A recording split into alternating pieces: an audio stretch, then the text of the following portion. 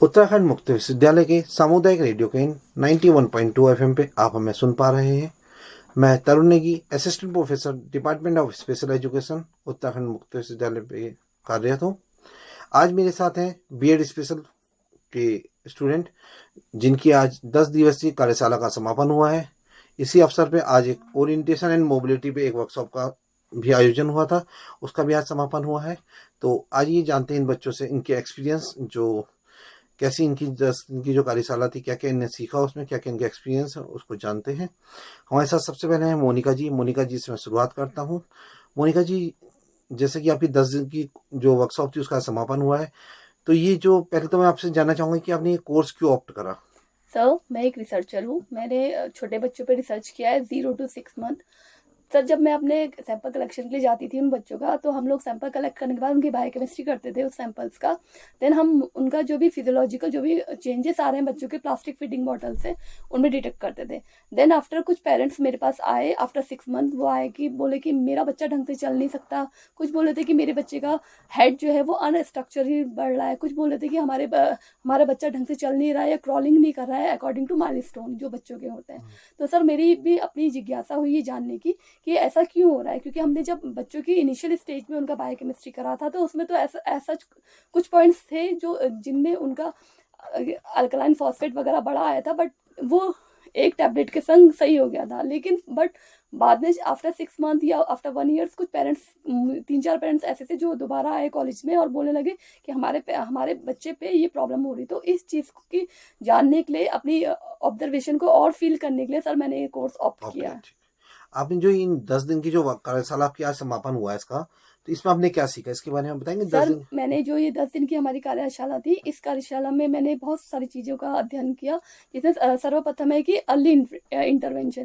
Sir, early intervention वो stage होता है जब हम पहले ही बच्चों का डिटेक्ट कर लें। माँ बाप, ये सबसे ज़रूरी भी है और ये इसका डिटेक्शन केवल पेरेंट्स ही कर पाते हैं कि हमारा बच्चा उन माइलस्टोन को अचीव कर रहा है या नहीं। और बहुत सारी उसके रिगार्डिंग बहुत सारी जो डिसेबिलिटीज़ है उन बच्चों में, कि हमारा बच्चा एक जो जो नॉट डिसेबल बच्चा है उसके अकॉर्डिंग काम कर रहा है नहीं कर रहा है, ये जागरूक होना माँ बाप जो पेरेंट्स हैं उनका भी बहुत अनिवार्य है।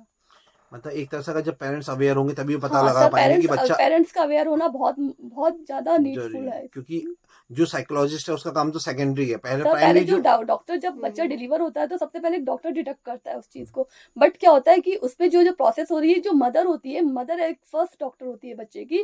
तो वो उसका पहला वर्क है कि मेरा बच्चा अपने माइलस्टोन को अचीव कर रहा जो नहीं। डेवलपमेंटल वो माइलस्टोन वो उसको वो अचीव कर नॉर्मली पा। कुछ बच्चे क्या होते हैं सर, जो प्रीमेच्योर बच्चे होते हैं, उनका मेरा खुद का अपना बेटा प्रीमेच्योर था, वो 8 मंथ में डिलीवर हुआ। बट उसमें जो मैंने जब उसको डॉक्टर से ऑब्जर्व करवाया था तो सर वो सब कुछ नॉर्मल था, उसका बिल्कुल कहीं पे भी कुछ प्रॉब्लम नहीं था। बट बस उसमें एक प्रॉब्लम था कि उसका जो वेट था सर, वो लो वेट बच्चा था, अच्छा, उसका वेट 1.25 kg था जस्ट। अच्छा। तो उसको हमने क्या करा था कि हीटिंग प्रोसेस के थ्रू मैंने इसमें एनआईसीयू में उसको रखा था फॉर 5 डेज, और उसके बाद मैंने एक जनरल बच्चे की तरह उसका पालन पोषण किया, और आज टचफुट मेरा बच्चा बहुत हेल्थी बच्चों में काउंट होता है। मतलब जो अर्ली इंटरवेंशन है वो बहुत ज़्यादा हाँ इम्पोर्टेंट सर, है, वो और मदर मदर। को बहुत ज्यादा अवेयर होने की नीडफुल है। मदर फादर को अपने बच्चे के लिए, अगर आप एक बच्चे को एक लाइफ दे रहे हो तो आपकी ये पहली रिस्पॉन्सिबिलिटी बनती है कि आप अपने बच्चे को देखें कि वो अच्छे से ग्रो कर रहा है या नहीं कर रहा है, उसका नॉर्मली जो माइलस्टोन है वो अचीव कर रहा है या नहीं कर रहा है। तो सबसे पहले ड्यूटी होती है वो पेरेंट्स की होती है। कमलेश जी आपसे, अब इसके बाद कमलेश जी हमारे साथ। कमलेश जी, मैं आपसे जानना चाहूंगा कि जी सर। जो 10 दिन की आपकी वर्कशॉप हुई इसमें आपने क्या सीखा और आपने ये कोर्स क्यों ऑप्ट करा। सबसे पहले तो सर्वप्रथम आपसे ये जानेंगे, आपने कोर्स क्यों ऑप्ट करा, कुछ विशेष कारण इस बीएड स्पेशल को ही चुनने के लिए। हाँ सर, नमस्ते। सर, स्पेशल बीएड चुनने का ये भी है, मैं तो एक हाउस वाइफ हूँ, नॉर्मली हाउस वाइफ। मैं पहले तो खुद एक सेल्फ डिपेंडेंट वुमन बनना चाहती हूँ और शिक्षा के बारे में जानना भी चाहती हूँ। मेरी फैमिली खुद एक बच्चा है, उसे मैं बचपन से देखती भी आ रही हूँ। अगर शायद मैंने शिक्षा के बारे में नहीं जान पाती तो मैं उसे ऑब्जर्व भी नहीं कर पाती कि उसे क्या चीज़ है, क्या उसे किस चीज़ की डिसेबिलिटी है। जब मैंने इसे जाना तो उसे पहचाना, उसे ऑब्जर्व भी किया। और जब मैं हमें प्रैक्टिकल मिला था ग्लेड का, तो मैं उस बच्चे के पास गई थी और बच्चे ने मतलब बड़े अच्छे से उसको उसको आप असेसमेंट कर पाए उस बच्चे को, हाँ, मतलब आसानी से बहुत हाँ जल्दी। आसानी से कर पाए जब उसमें। आप यहाँ सीखी तब चीजें आपको लगा होगी कि हाँ वही सब चीजें जो हमें बताई गई हाँ थी और वही इसमें हाँ बच्चे उस में बच्चे को मतलब जानने की काफ़ी इच्छा थी, वो काफ़ी अवेयर था। तो मेरा बस मेन मोटिवेशन यही है कि मैं सभी को जागरूक कर सकूं और शिक्षा के बारे में सबको बता सकूं, सबको अवेयर कर सकूं।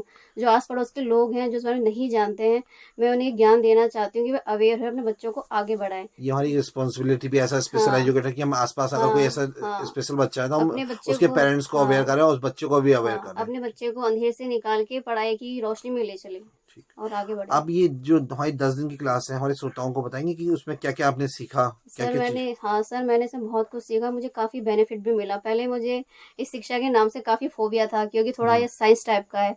लेकिन जब मैंने 10 दिन की कार्यशाला ज्वाइन की और यहाँ की फैकल्टी काफ़ी अच्छी है, उन्होंने काफ़ी सपोर्ट किया। मेरा मानना है कि थ्योरी से अच्छा जो हम प्रैक्टिकली देखते हैं अपने सामने, उससे हमें ज़्यादा सीखने को मिलता है। हम उसे बच्चे पे अप्लाई भी कर सकते हैं, कैसे करना है, बच्चा किस डिसेबिलिटी का है, ये सब चीज़ में हमने सीखी। हम हर पेरेंट्स को बता सकते हैं कि उसका बच्चा अगर इस डिसेबिलिटी से पीड़ित है तो अपने बच्चे को कैसे हैंडल करें, उसे किस तरह से अवेयर करें।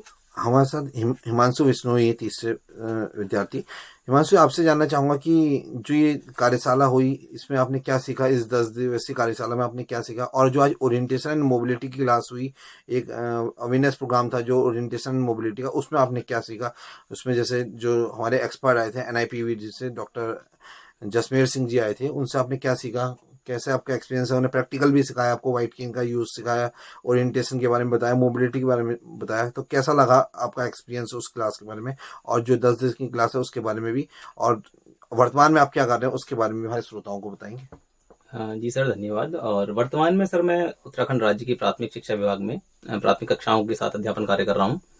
और इस कोर्स में आने की एक सबसे बड़ी वजह मुझे यह लगी कि कई बार जब हम अपनी कक्षाओं में देखते हैं तो बच्चों की सीखने की गति सामान्य से कई बार बहुत ज़्यादा भी होती है, बहुत कम भी होती है। लेकिन कुछ बच्चों को हम, जैसे कि जो बच्चे विशेष और गैर विशेष बच्चों के रूप में हम वर्गीकृत करते हैं, तो कई बार बच्चों की हम रियल परेशानी को नहीं समझ पाते हैं। तो अगर हम सामान्य बातचीत को लेकर उसमें चलते हैं तो हम उनकी लेबलिंग करने में बहुत जल्दबाजी कर देते हैं, जो कि उसके भविष्य के लिए थोड़ा सा खतरनाक भी हो सकता है। तो इनकी तकनीकी बिंदुओं को जानने के लिए, तकनीकी पहलुओं को जानने के लिए कि किसी का भविष्य आपकी एक बात से खराब ना हो, उसकी बात पर निर्भर करता है। तो उस चीज़ को जानने के लिए मैं आपके विश्वविद्यालय में जो है इस कोर्स को एक विद्यार्थी के रूप में कर रहा हूँ। दूसरा, जो आज का ओरिएंटेशन प्रोग्राम हुआ वो बहुत ही लाभदायक ये होने वाला है, क्योंकि जो आज जसमेर सर आए और जिस तरह से उन्होंने अपने एक्सपीरियंस शेयर किया उसमें, तो अब तक जो हम ओरिएंटेशन को समझते थे वो एक बड़े स्तर पे वो प्रक्रिया समझते थे, जबकि उन्होंने बहुत सरल शब्दों में हमें बताया कि ओरिएंटेशन एक छोटा सा क्लू है। अगर वो क्लू घर में छोटा बच्चा है, उसको हम स्टैंडिंग के बाद वो चलना सीख रहा है, खड़े होने के बाद हल्का चलना सीख रहा है, तो उसमें भी अप्लाई कर सकते हैं। तो चीजों को बहुत ब्रॉड ना ले जाकर अगर हम छोटे स्तर पर शुरुआत करेंगे तो डिसेबिलिटी से हम बहुत जल्दी मतलब अपने देश को, अपने समाज को रिकवर कर सकते हैं और उससे काफी हद तक कम कर सकते हैं। तो हिमांशु जी, जो आप यहाँ सीख रहे हो 10 दिन की क्लास में, क्या आपको क्या लगता है कि इसको सीखने के बाद आप जो आपकी क्लास में, अगर आपके स्कूल में कोई बच्चे ऐसे हैं तो आप उन पे कर सकते हैं इसको इम्प्लीमेंट, इन चीजों को कुछ आपको, जैसे आपने अगर ओरिएंटेशन एंड मोबिलिटी हमने सीखी तो कोई अगर विजुअली इम्पेयर्ड बच्चा तो आप उसको सिखा सकते हो ये सब चीजें, व्हाइट केन का यूज कैसे करना है, कुछ जो आपने सीखा यहाँ एक्सपीरियंस से। जी सर, क्योंकि हम जब सामने से देखते हैं तो उन चीज़ों को देखने का और सामने से समझने का दोनों में अंतर हो जाता है। और जिस तरह से यहाँ बताया गया तो उसका अगर हम प्रॉपर यूज, जैसे हम व्हाइट पेन का यूज अगर प्रॉपर यूज बताते हैं या हम ब्रेल का प्रॉपर यूज बताते हैं, तो वे बच्चे भी जो किसी वजह से, चाहे वो आर्थिक परिस्थितियां हो सकती हैं या सामाजिक परिस्थितियां हो सकती हैं, अगर किसी वजह से सामाजिक धारा से जुड़े हुए नहीं है तो निश्चित रूप से जुड़ पाएंगे। और साथ ही साथ मतलब इस कोर्स को करने के साथ में हम यह भी कर पाएंगे कि बच्चों को जो सरकारी शासकीय योजनाएं बहुत सारी चल रही हैं उनका लाभ उनको अधिक से अधिक मिले, क्योंकि जो हमारे प्राथमिक विद्यालयों में बहुत सा वर्ग आता है वो आर्थिक रूप से और कई बार सामाजिक रूप से पिछड़ा हुआ वर्ग हमारे साथ जुड़ा हुआ है। तो अगर सामाजिक योजनाओं का और ये जो राजकीय योजना इनका लाभ उनको मिलेगा तो निश्चित रूप से वो आगे बढ़ पाएंगे। ठीक है, धन्यवाद हिमांशु जी। और हमारे साथ हैं चौथी विद्यार्थी है नेहा नबियाल जी, जो एक प्राइमरी टीचर है, इस टाइम पे स्कूल में PRT टीचर है। नेहा जी, आपसे जानना चाहेंगे क्या जो 10 दिन की क्लास थी आपने क्या इसमें सीखा, और क्या अब जो यहाँ सीखा है उसको आप अपनी क्लास में इम्प्लीमेंट करेंगे, उसमें से कुछ चीजें। सर, जैसे कि हमारी ये जो हर सेमेस्टर से पहले 10 दिन की क्लासेस होती है, मैं पहले सेमेस्टर लेके आज चौथे सेमेस्टर में हूँ। हर सेमेस्टर में हमें कुछ नया सिखाया जाता है, चाहे वो ब्रेल हो या मोबिलिटी के बारे में हो, व्हाइट केन का यूज़ हो या साइडेड गाइड हो या फिर साइन लैंग्वेज हो, ऐसी, या फिर हमने जैसे कि लास्ट सेमेस्टर में हमने टेलर फ्रेम के बारे में सीखा था और अबेकस वगैरह। तो ये हम अपने जो स्पेशल बच्चे हैं या फिर जो हमारे स्लो लर्नर्स होते हैं, जो जनरल बच्चों से थोड़े अलग होते हैं, उनकी हम पढ़ाई में मैंने कैसे उनको और मदद कर सकते हैं, ये मैं इम्प्लीमेंट करती हूँ। और मैं ये चाहती हूँ कि मैं ऐसे ही जो आगे आने वाली बहुत सारी कार्यशालाएं होंगी उनमें भाग लूं और अपने आप को कुछ और बेहतर बनाओ और कुछ अच्छा और एक नया एजुकेटर सीखो। बनाए आप। जी, और कुछ और नया सीखो। आपकी जो क्लास है वहां पे आपने कोई आइडेंटिफाई करे इस टाइप के बच्चे जी स्पेशल? हाँ, जैसे कि मेरी क्लास में अभी मैं एक हमारी क्लास में सेकंड क्लास में एक बच्चा है, वो हाइपर एक्टिव है और थोड़ा सा उसमें ऑटिज्म का भी प्रॉब्लम है। तो जब भी मैं उसके साथ बैठती हूँ तो मैं जितना हो सके समझने की कोशिश करती हूँ कि उसे क्या चीजें अच्छी लगती है, क्या चीजें उसको इसके अग्रेसिव बनाती हैं और मतलब अलग अलग स्ट्रेटेजी अपनाती है उससे बात करने की, जी हाँ, उससे बॉन्डिंग बनाने की, उसको कुछ सिखाने के लिए अलग अलग स्ट्रेटेजी आप अपनाती हैं जो आप यहाँ सीखते हैं। जैसे कि सेंसरी एक्टिविटीज के थ्रू मैं उसको पढ़ाना ज्यादा पसंद करती हूँ और वो भी जैसे कि प्लेइंग मेथड से पढ़ना बहुत पसंद करता है। तो ठीक है।